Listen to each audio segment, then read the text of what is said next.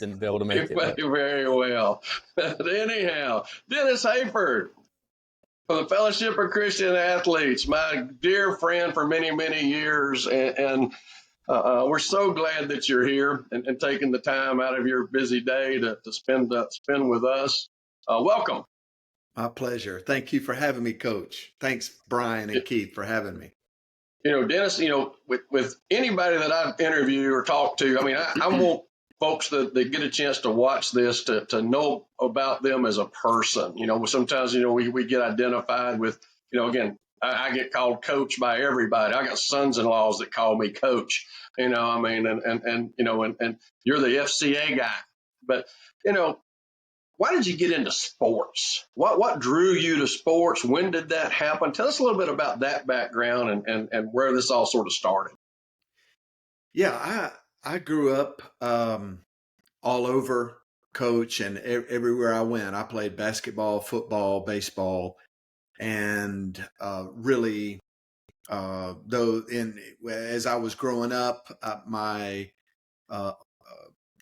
the family situation that I was in wasn't the best, and so sports was kind of a refuge for me. I liked the challenge. I loved my coaches, the encouragement, the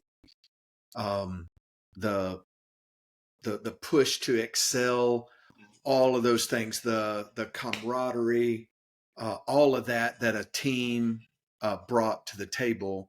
I loved, and I'm super grateful for all of my coaches and my upbringing, and it just I fell in love with it. I played them all. I joke all the time.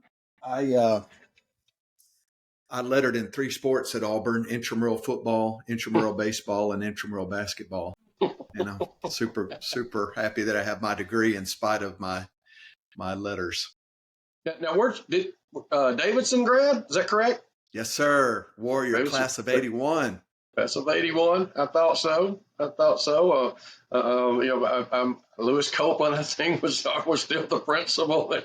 He came just after I left. Did he? I knew it was pretty close. Yeah, it's close. Knew it was very close. It is 37 years or whatever it was there, and then as you went on, and I think you became a pastor. Where did you go? Where'd you go to seminary? Where did you get that training and that background from? Yeah, proud graduate of Southwestern Theological Seminary in Fort Worth, Texas, and served on church staffs in Texas, Florida, and Alabama for 20 years before coming on staff with FCA. I was introduced to Jesus Christ through FCA in Bill Ryan Gymnasium in 1979. A friend of mine, a teammate, invited me to come to an FCA meeting. I'd never heard of FCA.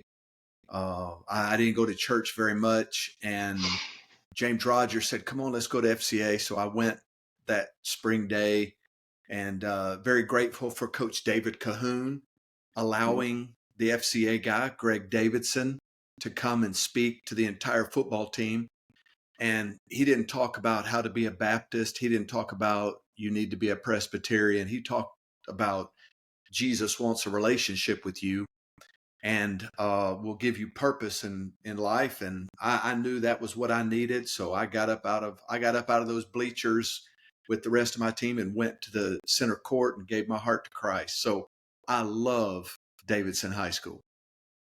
That's where it all started. That's awesome.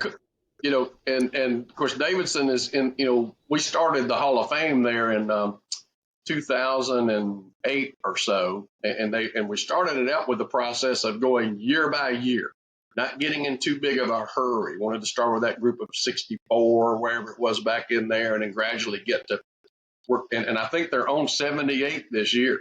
So they're approaching your bunch here before long now. We'll see what your resume looks like. We'll go back and look in the yearbooks. I think if they check the conduct records, it may kick me out of the system. And our first time crossing paths was team chaplain at Davidson, and the the years that you were there and impacted our program, impacted my life, our team, two things that really jump out for me were and people still talk about it that were there. The video that you put together in 2008 for the playoffs.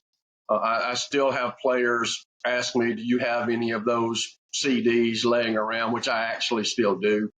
And Wow. that somebody posted it on the Davidson Facebook page a couple of years ago, and everybody just went nuts about it again because it was so impactful. I mean, we knew after you played that at your talk that day that we were going to win the football game. I mean, Murphy really didn't stand a chance. And Yeah. just an awesome job. That was fun to do. Oh, Fred, I have to, before you go on, I have to tell the guys about, I was Glenn Vickery's chaplain before Fred got there. So the new, and I'd known Fred when you were there previously, but just briefly as the right. defensive coordinator, I think. That's correct. Yeah. So Coach Vic leaves and Fred comes in, and I remember coming in to your office the first time, and I was like, I don't know how this is going to go. I mean, I'm the chaplain. Is he going to retain me? Is he going to fire? So I remember coming in and saying, hey, I'm the guy. And I remember you going, I've got another guy that I'm close to, but I think somebody needed to speak to the football team that Friday. So I came, so you said, come on and speak. And I kind of had this feeling like, you weren't ready to commit to me until you heard this me was an or audition. something. Yeah. I felt like it was an interview, man. You're not getting to be my chaplain unless I get to know you a little better. Well, and I over the years I was very persnickety about who I'd let talk to our team now. Not just anybody got to get up in front of those guys. And that's an important position for any team or no organization. question. And the other thing was the pregame. It was around 2008, 2009, maybe even 10. There's a point in there along where you felt led to nudge me and told me that, I think it's time that you start leading the pregame prayer before you send the team on the field, not me. It's time for you to take that step and step out there and do that. And from that, and I did. And from that moment on, all the way through my last game there, I led the team in prayer before we went on the field because of your encouragement and helping me grow. It's time for you to do this. And I always appreciated that and the impact that made and the impact it helped me have on the team for them to hear me. I knew your heart. I knew you were that guy. And I so appreciated you giving me the opportunity to be the chaplain, but a prayer from a player's perspective, coming from their coach, rather than the chaplain, is ginormous. Meant the world to the kids. And then our partnership with the Next Level Football Camp that you brainstormed, and we sat on with yellow notebook paper and in my office, and what kind of events do we want to do and how we want to do this, and we end up doing truck push competitions and all kinds of stuff. What an awesome thing that was. And tell the guys about that a little bit. Yeah, you're the co-founder. We'd gotten a new pastor at Cottage Hill Baptist Church, Dr. Keith Thomas, and he was really interested in sports outreach, allowed me to do more and more in that regard. So I'm the chaplain at Davidson, and he's good friend. Dr. Thomas was good friends with Sean Alexander and Heath Evans. And so, he kind of challenged me. He was like, man, I can get these guys to come, but what are you going to do? And so I went to Fred Riley's office and said, man, my pastor is all over me, man. What can we do?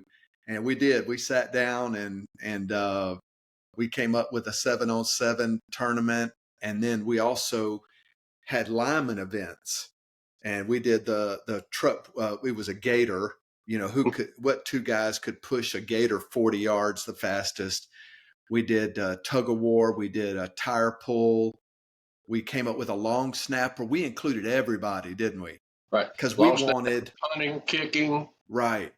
We Everything. wanted because normally a coach in the summer, he gets his skill guys and they go to a 7-on-7 tournament. Fred and I wanted to get everybody there so that Sean Alexander could share with them.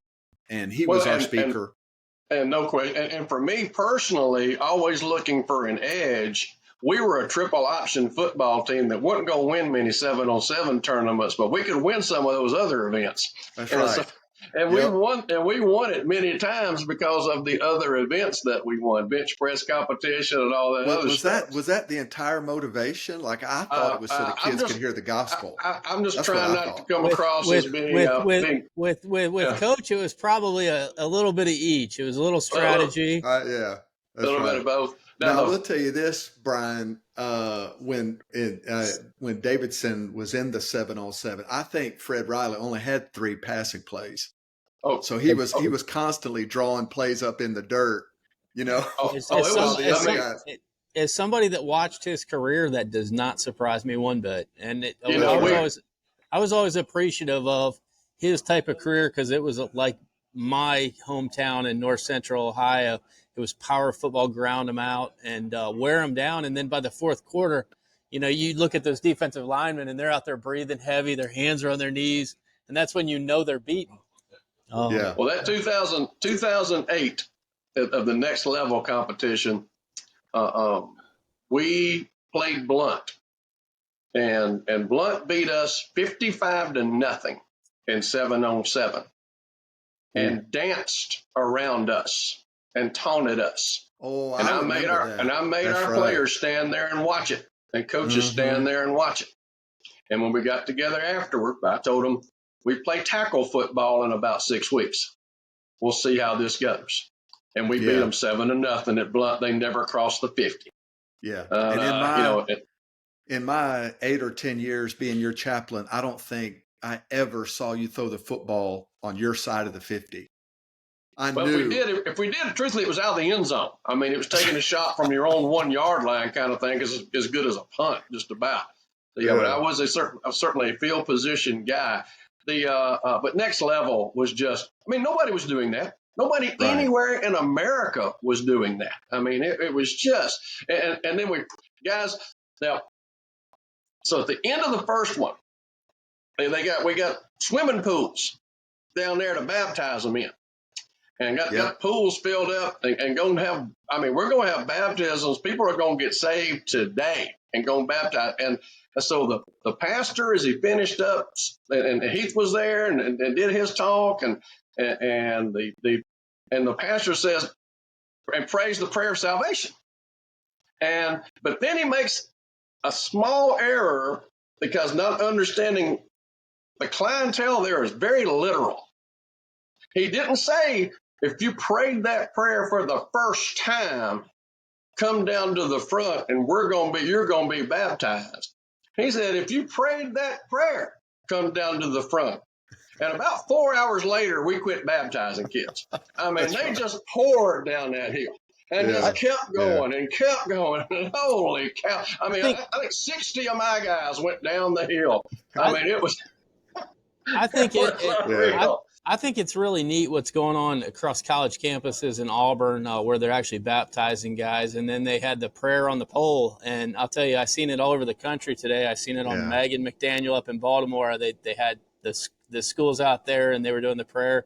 I know they did it at a couple of schools here locally because I watched it on the news. And I think it's wonderful that we're doing that because we need it right now. So in a lot of different areas. Yeah, and Auburn had a big event. Texas A&M had a huge event. Had a big event. North Alabama, my alma mater, had a video of a baptism on their practice field at the end of practice this week. And and of course the freedom from religion people are all in the middle of it, raising Cain like they always do. And I sent Brent Dearman a text at UNA and told him, said, proud of you. Get ready. these freedom from religion people are going to come after y'all just the way they've done everybody else, and they threatened to sue me and Dennis in the Mobile County Public Schools in the summer of 2018 for the same kind of stuff. And Yeah. it's sort of just bring it on. I mean, we are who we are. Yeah. I think they've got me on speed dial. We've had a couple, and but we if you do it right, Right. you don't make it compulsory. You don't do it during instructional hours. There are just a few rules like that you have to operate in, and we're fine operating in that. The gospel of Jesus Christ is so beautiful that it doesn't have to be compulsory. But when you get I'll just reference Fred, when a coach walks the walk, then when he talks the talk, the kids pay attention. And they know that, coach loves me, because we're not going to just any 707. We're going to this FCA 707. And we're going to hear a speaker, and he's not just going to talk about, throwing touchdowns in the Super Bowl. He's going to talk about his struggles in life. He's just like me. And here's how Jesus got him through it. And I hold those 10 or 12 years dear, when we did those camps, because God showed up. And then honestly, now that I'm on staff with FCA, when I came on staff in 2008, from 2008 to about 2012, I did a lot of seminars for other FCA guys wanting to know what we were doing with 707 camps. And I gave you full credit, Fred Riley, co-founder, Next Level Football, because we'd have 20 teams. That would equate to be about 1,000 athletes every summer. And we'd always see 20, 30, 40 kids give their hearts to Christ. If we could get the vernacular right and make sure that kids knew. Yeah, and you have to give the preacher credit. Now, the next year he worded it properly, and he didn't get overwhelmed with baptism candidates. As we're sort of wrapping up here with you, Dennis, tell us about FCA right now, Southwest Alabama. How many huddle groups you've got going? What all's going on? Corporate partners that you'd like to mention? Anything like this? This is your time to have an FCA commercial here. Okay? Wow! Thank you, guys. Thank you.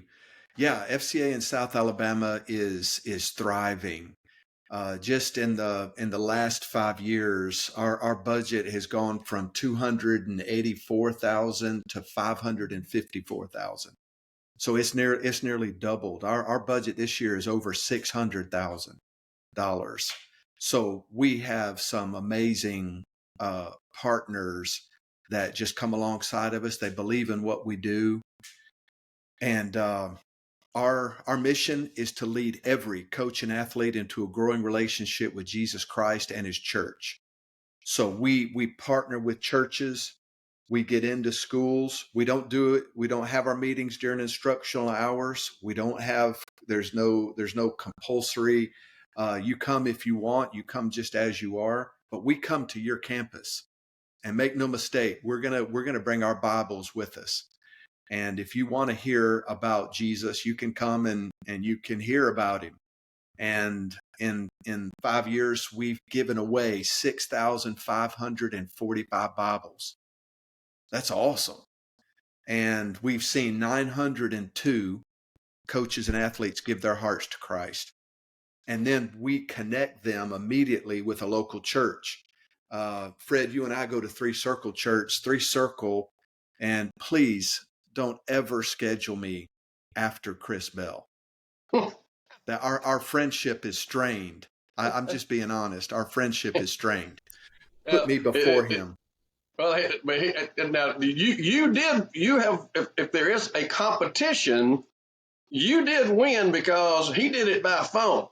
because he had to be at a volleyball match that night, and he had to call in, and we actually got to see your face. So you checked one more box than Chris did. So I don't know good. if that gets you off the hook, but anyway, three circle is a big time supporter of ours. They let us use their facility, their staff, in anything. They don't ever tell us no. City Hope Church, Cottage Hill Baptist Church in Mobile, Dayspring, Pathway Church.